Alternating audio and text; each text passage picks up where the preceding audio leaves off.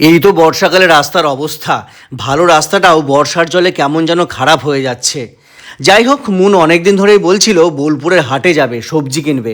তাই এই দিন হঠাৎ করেই ওকে নিয়ে চলে গেলাম বোলপুরের হাটে সবজি কিনতে।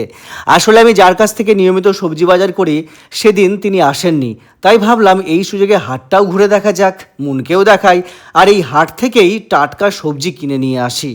বোলপুরের এই হাট কিন্তু আশেপাশের অন্যতম বড় হাট। এখানে আশেপাশের ছোট ছোট দোকানের অনেক সবজি বিক্রেতাও এই পাইকারি দামে সবজি নিয়ে যান। আবার আমাদের মতো সাধারণ মানুষও এখান থেকে নিজেদের প্রয়োজন মতো সবজি কিনে নিয়ে আসেন।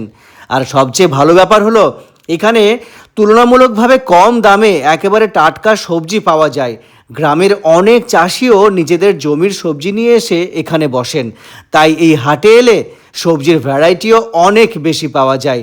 তবে একটা অসুবিধা আছে, সময় একটু বেশি লাগে, কারণ একজনের কাছে তো আর সব ধরনের সবজি পাওয়া যায় না। এই এক দোকান থেকে আরেক দোকানে ঘুরে ঘুরে কিনতে হয়। অন্যদিকে বাড়ির কাছের বাজারে একটা দোকানেই প্রায় সব কিছু পাওয়া যায়, তাই সময়ও বাঁচে, যদিও দামটা একটু বেশি পড়ে। কিন্তু হাটে এসে বাজার করার আনন্দটাই আলাদা। একটু সময় লাগবে, একটু ঘুরতে হবে, কিন্তু টাটকা সবজি আর নিজের পছন্দ মতো জিনিস কিনতে পারলে মনটাই ভালো হয়ে যায়।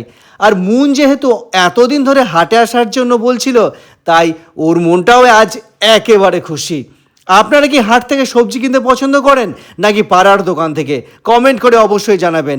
আর এমন ছোট ছোট আমাদের দৈনন্দিন জীবনের গল্প ভালো লাগলে পাশে থাকবেন। ধন্যবাদ এই ভিডিও দেখার জন্য।